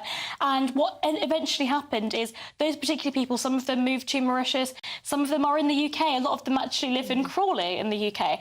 And so many of those people are now standing up and saying, hold on a minute, we want to be British. We want to remain British. And the British government are not giving them the option to choose. And it's true that Mauritius has been completely beastly towards a lot of these people, particularly in Mauritius, where if you say the Chagos Islands are anything other than Mauritian, you can be imprisoned for 10 years. Yes. But the UN has had something to say on this, and we know that the Prime Minister of the United Kingdom really does like international bodies. He loves international law, and because there have been one or two judgments at the UN saying that this should be given to Mauritius, is that why the United Kingdom government seems to be putting that above what many people would deem to be British national interest? Well, indeed, and I think that the United Nations have made various blunders over this entire deal in the first place. But you're absolutely right, Tom. I mean, the UN butting into effectively what is British interest is entirely unheard of. At least previously, over the last 10 years, we haven't seen this kind of thing happen before. And actually what it does mean is it signals, I think, a new direction for the United Nations as a whole. They're now not just getting involved in matters of humanitarian rights or matters of sort of, actual active war, but they're also getting involved in matters that actually have nothing to do with that and actually are to do with areas like self-determination or indeed British sovereignty. Now, we have to have these open conversations and actually be very, very clear about the fact that this deal absolutely should be cancelled. It is unequivocally shameful. It is absolutely wrong. And ultimately, it is entirely ignoring the wishes and interests of the Chagosians and indeed of the British people. But what of the interests of international human rights lawyers? I don't much care for the rights of international human rights lawyers, and their particular interests are often captured by the amount of money they're paid. Well, some of the proponents of the scheme would say, though, that in the small print there are strong protections for British and American security, and so long as that small print is followed, there's no actual security risk. Do you think that's a fair assessment? No, and actually the leasehold was supposed to be about 90 years. It's already been reduced to 50 years. It's entirely unequivocally incorrect in terms of our particular rights, and ultimately what that does mean is that we have less of an ability to take control of that particular area. It means that we have effectively is ignoring our own strategic interests. There's also the element of the fact that if Trump does push to cancel this deal, this will strain the relationship between Trump and Keir Starmer. Well, Rimi Bahim, volunteer for Friends of the British Overseas Territories, thank you very much indeed for joining us here live in the studio. Well, some breaking royal baby news to bring you now. Princess Beatrice, her baby daughter Athena, has arrived, but several weeks premature. Well, joining us is our royal correspondent Cameron Walker for more. Hi, Tom. Yes, several weeks premature, weighing in at £4 and 5 ounces, so a very small baby indeed. Born last week in Chelsea and Westminster Hospital in London, and but the baby is very much healthy, and they are now home, Princess Beatrice and Edoardo Mapelli-Mozzi. You can see this lovely photograph of the new baby Athena on your screens now, and Edoardo, the father, has actually tweeted, put on his own Instagram this photograph. It was him that took it, and he says, Athena Elizabeth Rose Mapelli-Mozzi, we welcomed baby Athena into our lives last week. She is tiny and absolutely perfect.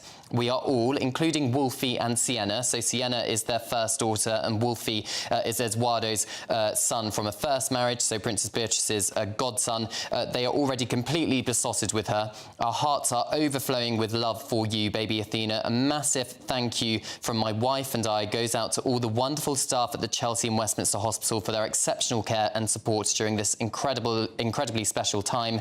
Buckingham Palace announced this news at 1 o'clock today. I'm told the King and the Queen have both been informed and are absolutely delighted with the news. Princess Beatrice's sister, Princess Eugenie, she has also taken social media to express her delight at the news, saying, welcome, baby girl, on her Instagram story. So a very modern way of expressing your joy to the public. But if you remember back in December, Edoardo and Beatrice announced that they are changing their travel plans because on doctor's advice, a pregnant Beatrice was told not to travel, or advised not to travel long distances over the Christmas period. Of course, she was pregnant. Now, of course, we've got the news that Athena's been born several weeks early. But I stress again, she is healthy and the family are happy.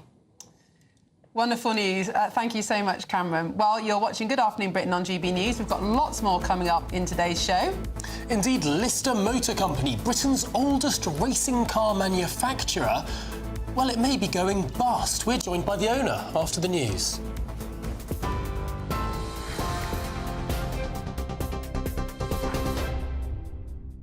Very good afternoon to you. Our top stories. The Chancellor has backed the expansion of Heathrow Airport in a speech outlining the government's plans to boost economic growth. Rachel Reeves claims the new runway will connect the UK to the world, opening up new opportunities and creating 100,000 jobs. She's also announced plans to create a European Silicon Valley by developing a growth corridor between Oxford and Cambridge. However, the Chancellor acknowledged the plans to grow the economy will not come without a fight. Meanwhile, Sir Keir Starmer was challenged over the government's plans for growth at Prime Minister's Questions. Kemi Badenoch mainly focused on the Employment Rights Bill, repeatedly asking if it would be dropped because it fails his tests for delivering growth. Because of the expense to businesses, almost £5 billion. Well, the Prime Minister, in a reference to Liz Truss, warned Miss Badenoch that she would become the next lettuce, claiming the Conservatives left the economy in a mess. And she should keep up. The CBI have welcomed our positive steps this morning. Their quotes: the Chancellor's just given a brilliant speech on the economy, fixing the mess they left and growing our economy. CBI said they celebrate their positive leadership, a clear vision to kickstart our economy. That's the difference. We're growing the economy. They left it in a complete mess. Mr. Speaker, the arrogance of the Prime Minister is that he thinks that it's his government that creates growth. He's wrong. It is business that creates growth. Our economy is built by entrepreneurs, risk takers, and the hard graft of working people. They know that you can't tax your way to growth. You can't. Tesco is to cut around 400 jobs across its stores and head office as part of plans to simplify the business. The managers in its head office, Tesco Mobile, phone shops and some in-store bakeries will be affected. Tesco says it's having to seek more efficient ways of working because of the increasingly competitive nature of the industry. Well, the cuts come a week after Sainsbury's said it would axe around 3,000 jobs as part of an overhaul. And at least 30 people are now known to have been killed at a stampede at a Hindu festival in northern India. Tens of millions have gathered to take a holy dip at the Maha Kumbh Mela in Uttar Pradesh. Chaos erupted there around 1:30 a.m. The Kumbh Mela is held every 12 years. It's considered to be the largest human gathering on earth, celebrating India's cultural and spiritual traditions. Well, that is it for the moment, and that's it for me for the day. But Tatiana will be here at the top of the next hour. For the very latest GB News direct to your smartphone, sign up to News Alerts by scanning the QR code or go to gbnews.com/alerts.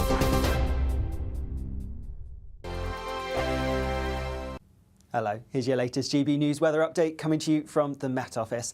There will be some showers today, particularly towards the north and west. Otherwise, a lot of fine weather for many of us away from the far south. Here, there is a feature that's actually been named Storm Ivo by the Portuguese Met Service, and whilst it will bring some impacts to the UK, they're not looking that severe. Nonetheless, there's some heavy rain spilling across southern counties, and we are going to see the winds picking up, especially in the southwest. Elsewhere, and as I mentioned, a good deal of fine, often sunny weather to be had, but watch out for showers, particularly across parts of Scotland and Northern Ireland, and some of them could be a little bit wintry. Temperatures about average for the time of year, so not feeling too bad where we get the sunnier skies, a bit cooler where it's cloudier towards the south. As we go towards this evening, and still there will be some strong winds in parts of the southwest. The heavy rain, though, will have pushed a bit further eastwards. Could see some high totals building up for some places.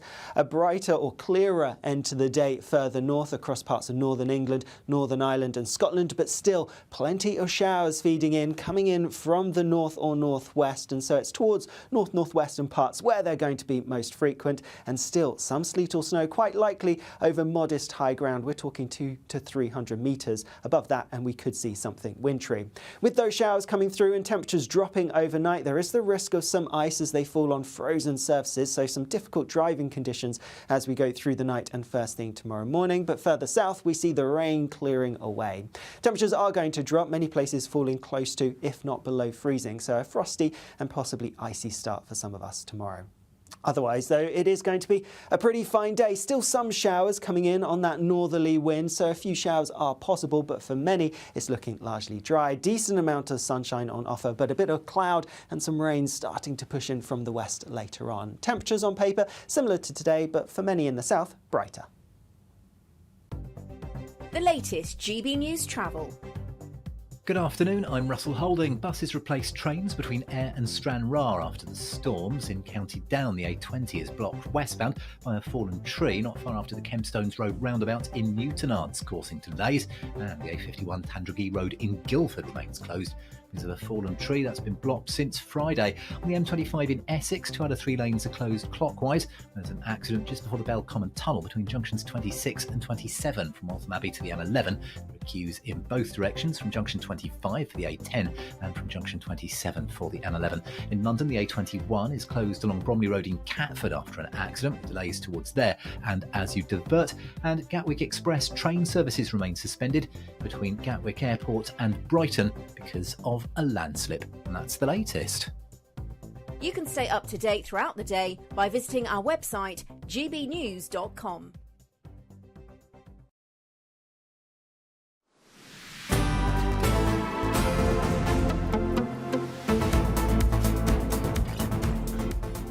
Good afternoon, Britain. It's coming up to 20 to 3. Plenty more to come on today's show, of course, but Martin Daubney is up at 3. And Martin, what have you got for us? Where's Ed Miliband? Because somebody sent out a missing in action notice. I think the guy's completely gone tonto since his third runway announcement. Net zero support from him and Sadiq Khan. Is that bloke not wanting London to grow? Or what? Actually, I think it's a great idea. Third runway, I think the economy needs it. And is it the first decent idea the Labour Party have had since July?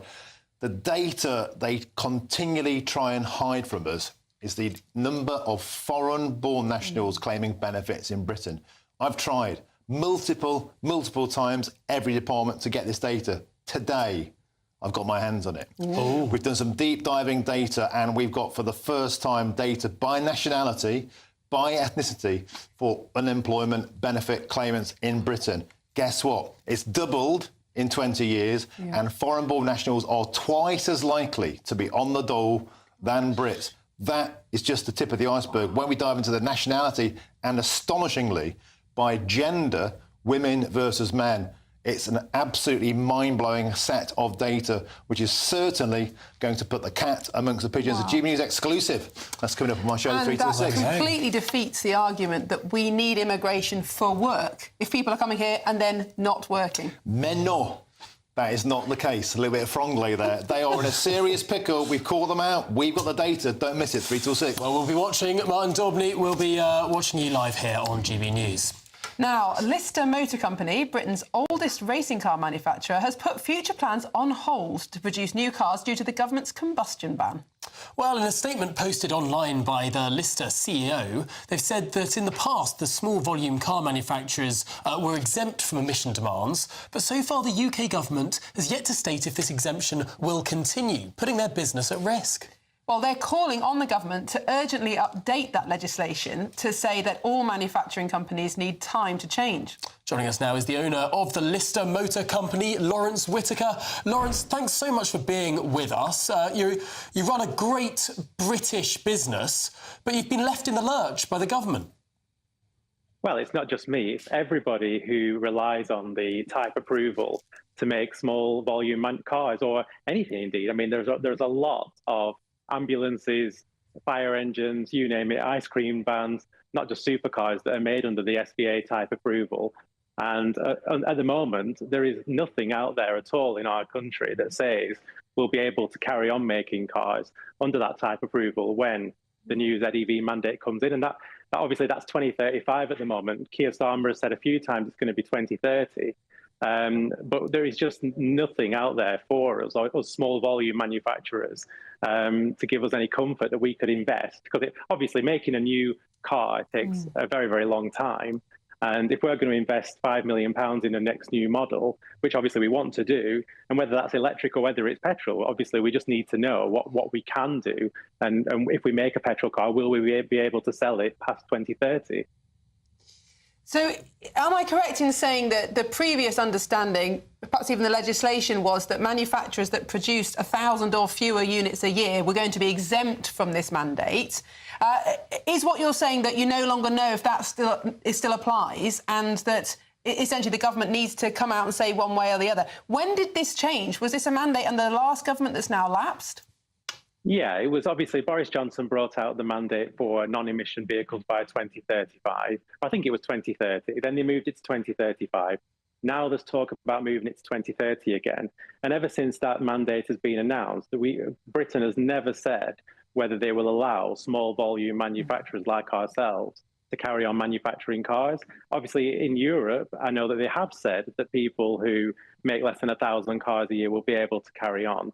But companies like Lister, like Morgan, like Caterham, we're all completely at a standstill until we know what the government stance is on this. And we just need to know, look, some clarification around, if you make less than 1,000 cars a year, you can carry on making cars without adhering to the new emissions. I mean, at the minute, you know, anyone who in the country who makes less than 1,000 cars a year doesn't have to adhere to all the stringent regulations that a big manufacturer would do. So we don't have to crash test our cars, or you know, all sorts of little different things of regulations that we don't have to adhere to because we just can't afford to adhere to them. We can't crash test 3 of our racing cars or 3 of our road cars because we just couldn't afford to do that. So we've been allowed this exemption for, you know, certainly in my lifetime, as long as I can remember. And the problem we've got is that just nobody has said anything. If you read the legislation about the 2035 zero emissions, it doesn't even mention anything about small volume manufacturers. And obviously it's putting us all at risk. And the biggest thing is just putting us in a position where we don't know what to do for the best. Yeah, we know how devastating uncertainty can be for businesses. I mean, if you're sitting there and you literally don't know what you can or can't do, there is this particular uncertainty for small businesses. I mean, these are the backbone of the British economy. But Lawrence, while you're with us, I can see some fantastic cars behind you. Please tell us a little bit about these roadsters. Yep. So, well, this Lister Nobly here, this is a car that it's a brand new car, but it's a car that we created first in 1958, called the Lister Nobly. It was a very, very successful sports racing car, probably the most successful sports racer of the late 1950s. It won countless races. We remanufacture these brand new now, and we sell those mainly for racing, but you can buy one for the road as well. And then the other cars that we have here are some of our Jaguar modified cars. So Lister and Jaguar, we've used Jaguar engines since 1957, so we've had a long relationship with Jaguar vehicles. And, you know, we kind of pimp them out, if you will. You tune them, new upgraded engine, new suspension, body kits and interior, etc. And we do the 4x4 as well, which was Britain's fastest SUV, which we were really proud of. And yeah, I mean, it's what we've always longed to do is make a brand new model for the 21st century, and that's something we've been working on. You know, it's not something we want to do. We have been working on it, but we've just reached this position where we just no longer can. You know, we're not prepared to risk. You know, putting millions of pounds into development. If, you know, for example, let's say we start making a new car now and it comes out in 3 years' time, 2 years before the 2030 mandate for ZEV vehicles, and then we have 2 years to sell it, and then the government says, "Oh, I'm sorry, you can no longer sell that vehicle." You know, we just cannot afford to make that kind of mistake. And unlike the big manufacturers, they can afford to do some electric, some hybrid, some petrol and diesel cars. We just cannot afford. And I don't think any of these small volume companies can afford to do that and to just hedge our bets, if you will. Lawrence, when you put it like that, it becomes so clear how damaging all of this chopping and changing, this uncertainty is for investment in the UK, for stability, for small businesses. Lawrence Whitaker, thank you so much for joining us, and thank you for showing us your wonderful cars as well. Really appreciate it. Yeah. I think they should write to their MP and ask them to send the question to the department. Now, if you're in search of some winter sun, here is the forecast for some of the top European holiday destinations. Ready to soak up that holiday sunshine? Won't we need some cover? No worries. All sorted. All Clear Travel Insurance sponsors GB News Travel Destinations forecast. Looking ahead to tomorrow and across southern parts of Europe, there's quite a mixed picture. There is still some rain and even a bit of hill snow around, especially across northern parts of Spain into southern France. Elsewhere across Spain and Portugal, it's actually a bit drier and brighter than it has been recently, and similar across much of Italy for now, although there is some rain around and rain affecting Greece as well. There will be some further dry, bright weather to come as we go through into the weekend, with temperatures around or a touch above average for the time of year. All Clear Travel Insurance sponsors GB News Travel Destinations forecast.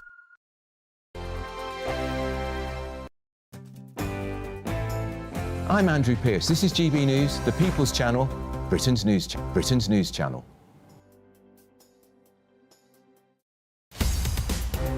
In the GB Newsroom, we bring you the news as it happens. With our team of dedicated journalists across the UK, we're ready to keep you up to date with what's happening every half an hour, every single day. Bulletins here on GB News, the People's Channel, Britain's news channel. GB News Breakfast, every day from 6 a.m. Now, we're going to introduce you to Liam Wildish. Liam, well, I'd like to think he's a friend of mine because I follow him on Instagram, on TikTok there as well. You're a big fan, aren't you? Big fan, because there's what he does. He's a cleaner. He cleans signs. But the thing is, he's not employed by councils or whatever. He does this voluntarily.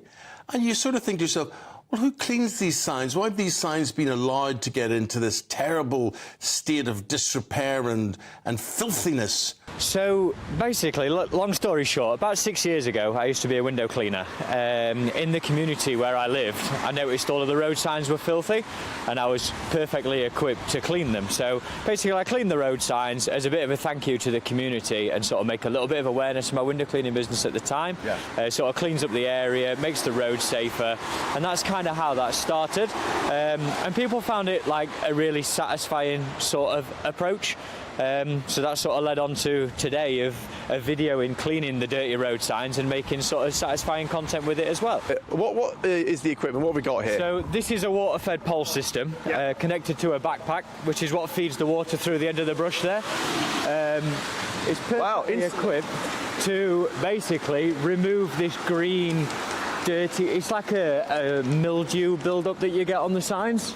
As you can see, this is like extremely effective at removing so GB News viewers, if they spot a particularly grisly sign in their area, then they can get in touch. They can do, yeah. And Liam Wildish, the sign guy, can sort you out. if you find Liam the sign guy online, drop me a message, let me know, and I'll add you to my list of places. GB News, the People's Channel. We're proud to be GB News, the People's Channel. And as you know, we always love to hear your views. Now, there's a new way of getting in touch with us at gbnews.com/your say. By commenting, you can be part of a live conversation and join our GB News community. You can even talk to me, Bev Turner, or any of the members of the GB News family. I'm Bev Turner. Thank you for joining us on GB News, the People's Channel, Britain's news channel.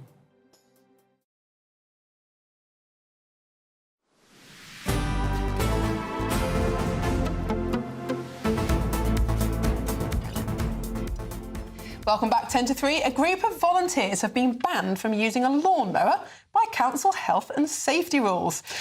Yes, St Giles Hill Graveyard in Hampshire has been maintained by a group of volunteers for a decade, and now they can no longer use power tools to maintain the site. The group warned that they won't be able to go on if they have to cut the grass using a pair of scissors.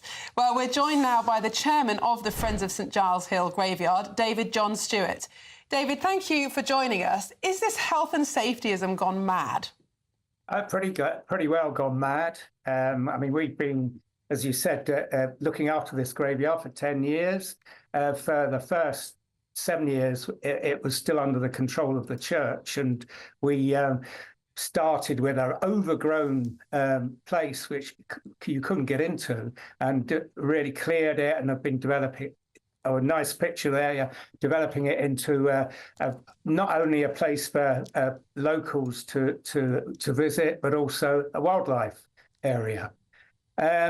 This was fine. The council took over in late 2021, and we thought we had a good working relationship until the 17th of January, when we got an email saying, oh, you can't use power tools anymore, and you really need. It's a big area. You really need them to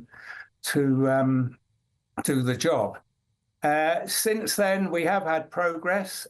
We've had a couple of good meetings with the council, officials from the council, and I think we've certainly come to an agreement for this Saturday that we can go to the graveyard and use the power tools, but we will have another meeting next week to see if we can sort of resolve it for the long term. I mean, doesn't this just say everything about this country? I mean, we've just been talking about all the rules and regulations placed upon a small car manufacturer, but it's not even if you want to, build things or sell things. If you want to volunteer for your local community and upkeep a local graveyard, an area for your community, the number of barriers and rules, and the fact that you have to have meetings to approve this week and then maybe more meetings to approve next week. I mean, this is just red tape upon red tape. How do you bear it? Well, you have to keep on going. I mean, I think we will have a good resolution in the end. But what I feel for is, we're an isolated case. That up and down the country, volunteers have a real problem with particularly health and safety regulations, trying to do what they want to do. Our volunteers really love coming to the... David, I'm so sorry. We've got to move on to a right of reply from the council, but thank you so much for being with us and joining us and telling us your story. Winchester City Council have said that the Friends have already been told that they can continue to work on Saturday. We have no intention of banning any part of the brilliant work they do and are working with the Friends to sort this out. We want to do everything we can to enable volunteers across the district, but as with our contractors, we also have a duty to ensure that volunteer activities on public land are safe, insured, and the equipment is properly maintained. This is not just for our assistance, but theirs and the public safety too. We're confident that volunteers continue with their work and will support them to do so. I think... That was a yes, but, wasn't it? It's going to be a yes, but. Crazy. We need to be a bit more French about our attitude to health and safety. Oh, yeah? What do the French do? They just don't care about it. They just get on with it. They're much better playgrounds as a result. Well, you've been watching Good Afternoon Britain, but don't go anywhere because, of course, the indomitable, or indeed inimitable, Martin Daubney is up next. Goodbye.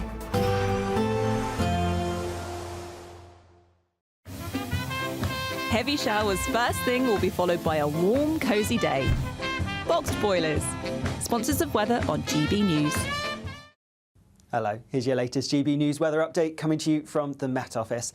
There will be some showers today, particularly towards the north and west. Otherwise, a lot of fine weather for many of us away from the far south. Here, there is a feature that's actually been named Storm Ivo by the Portuguese Met Service. And whilst it will bring some impacts to the UK, they're not looking that severe. Nonetheless, there's some heavy rain spilling across southern counties, and we are going to see the winds picking up, especially in the southwest. Elsewhere, and as I mentioned, a good deal of fine, often sunny weather to be had, but watch out for showers, particularly across parts of Scotland and Northern Ireland, and some of them could be a little bit wintry. Temperatures about average for the time of year, so not feeling too bad where we get the sunnier skies, a bit cooler where it's cloudier towards the south. As we go towards this evening, and still there will be some strong winds in parts of the southwest. The heavy rain, though, will have pushed a bit further eastwards. Could see some high totals building up for some places. A brighter or clearer end to the day further north across parts of northern England, Northern Ireland and Scotland, but still plenty of showers feeding in, coming in from the north or northwest, and so it's towards northwestern parts where they're going to be most frequent, and still some sleet or snow quite likely over modest high ground. We're talking 200 to 300 metres above that, and we could see something wintry. With those showers coming through and temperatures dropping overnight, there is the risk of some ice as they fall on frozen surfaces, so some difficult driving conditions as we go through the night and first thing tomorrow morning. But further south, we see the rain clearing away. Temperatures are going to drop, many places falling close to, if not below freezing, so a frosty and possibly icy start for some of us tomorrow.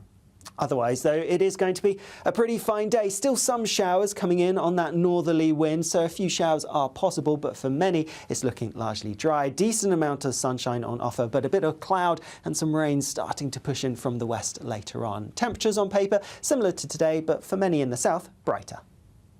Expect a warm front, moving from the kitchen right through to the rest of the house. Boxed boilers. Sponsors of weather on GB News. This is the final week to grab your chance to win our biggest cash prize so far, £50,000 in tax-free cash. How would you react if you won? We won 25,000. I'd say don't hesitate, do it. If you're not in it, you've got no chance of winning it. Don't miss out as lines close on Friday.